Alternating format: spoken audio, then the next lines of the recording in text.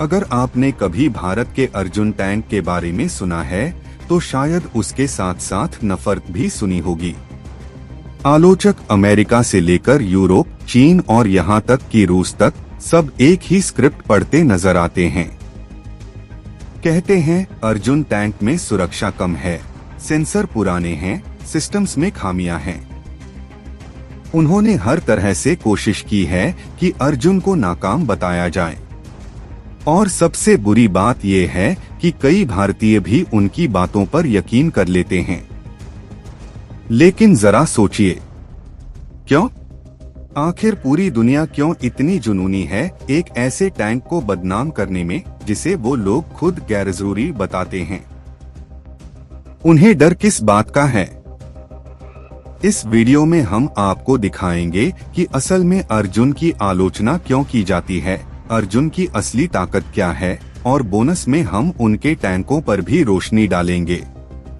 यकीन मानिए, इस वीडियो के अंत तक अर्जुन टैंक और वैश्विक टैंक युद्ध पर आपकी नजर पूरी तरह बदल जाएगी। मैंने हाल ही में रेड इफेक्ट नाम के यूट्यूब चैनल पर अर्जुन टैंक पर एक वीडियो देखा और मेरे मन में सवाल आया, ये बंदे और लेजर पिक कब से टैंक एक्सपर्ट बन गए?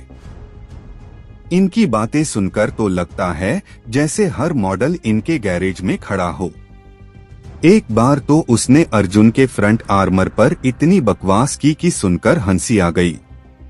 चलो साफ कर दूं, किसी भी आधुनिक दोस्तेज एंटी टैंक मिसाइल से आज दुनिया का कोई भी टैंक बच नहीं सकता। चाहे आप अर्जुन में बैठे हों, M1 अब्राम्स में, लेपर्ड 2 में या ब्रिटिश चैलेंजर 2 में, अगर ज्वलिन मिसाइल लगी तो खेल खत्म। आज टैंकों को बचाता है सिर्फ एक चीज, एक्टिव प्रोटेक्शन सिस्टम APS। और ये सस्ता नहीं आता। इसकी कीमत 1 से 3 मिलियन डॉलर तक होती है।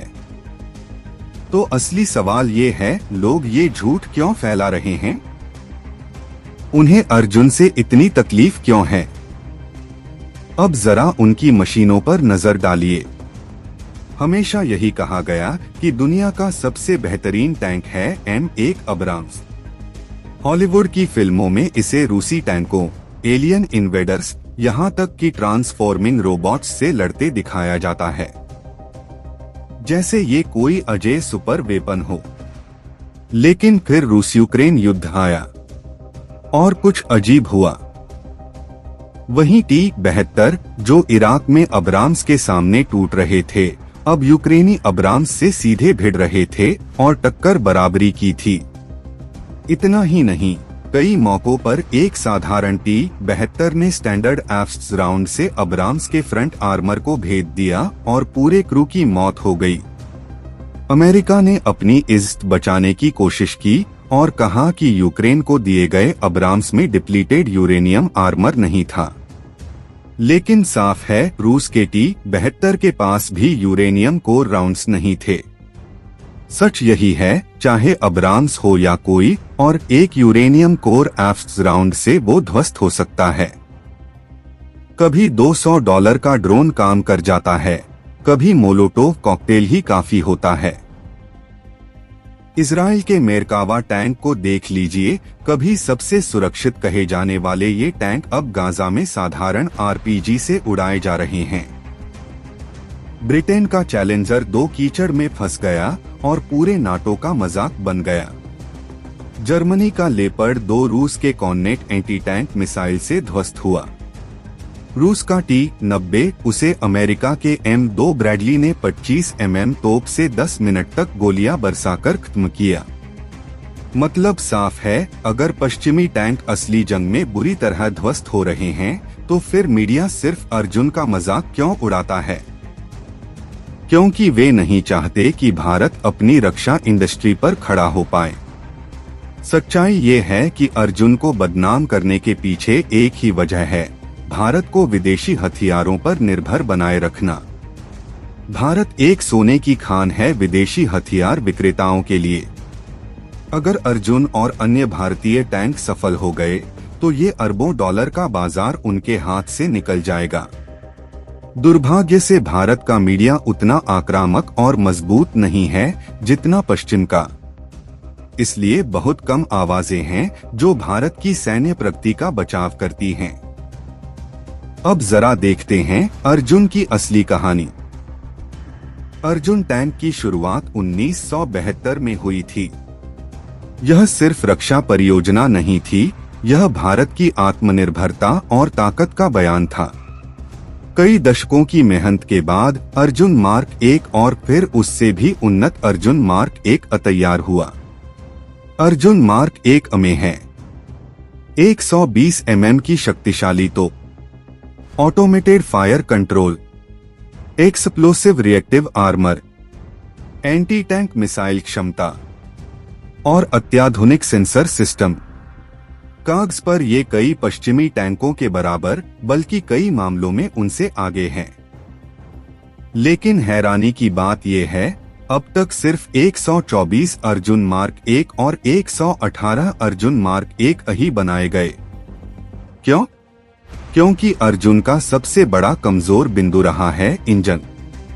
ये जर्मनी के बने V10 डीजल इंजन पर निर्भर है जो 1400 हॉर्स पावर देता है।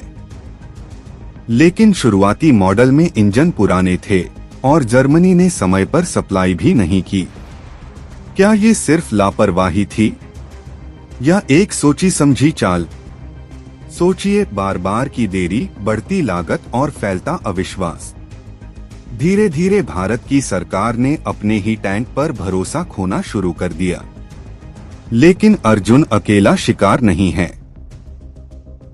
यही पैटर्न तेजस फाइटर जेट समेत कई भारतीय रक्षा परियोजनाओं में दिखता है। विदेशी निर्भरता ने प्रगति को रोक दिया, लेकिन भारत के पास हल है। सिर्फ $10 अरब के निवेश से भारत अपनी इंजन मैन्युफैक्चरिंग का ढांचा बना सकता है, अर्जुन प्रोग्राम पर पूरी तरह नियंत्रण ले सकता है और 1972 का सपना पूरा कर सकता है। और ये निवेश वसूल भी हो जाएगा, क्योंकि अर्जुन सिर्फ एक टैंक नहीं बल्कि एक प्लेटफॉर्म है। भविष्य में इसमें लग सकते हैं पूरी तरह automated torrid, crew survival capsule, अगली पीढ़ी का एक्टिव प्रोटेक्शन सिस्टम, बिल्कुल रूस के आर्माटा टैंक की तरह। साहसी नेतृत्व के हाथ में अर्जुन पहला गैर पश्चिमी टैंक बन सकता है जो वैश्विक हथियार बाजार पर राज करे। सोचिए, वही निवेश भारत को 1000 फ्री अर्जुन टैंक भी दिला सकता है। उन्होंने अर्जुन को दफनाने की कोशिश की, लेकिन भारत पहले से ही नेक्स्ट जनरेशन टैंक पर काम कर रहा है। और अगर आप उसका पूरा वीडियो देखना चाहते हैं तो कमेंट में बताइए। तो दोस्तों, अर्जुन पर भरोसा मत खोइए। भारत की रक्षा इंडस्ट्री पर भरोसा मत खोइए। और इस चैनल पर भरोसा मत खोइए, क्योंकि यहाँ हम वही सच बोलते हैं जो और कोई नहीं बोलता। जुड़ने के लिए शुक्रिया। ये था मिलिट्री लिंक ऑफिशियल का इंडिया के प्रत्येक बेस्ट वीडियो। जय हिंद।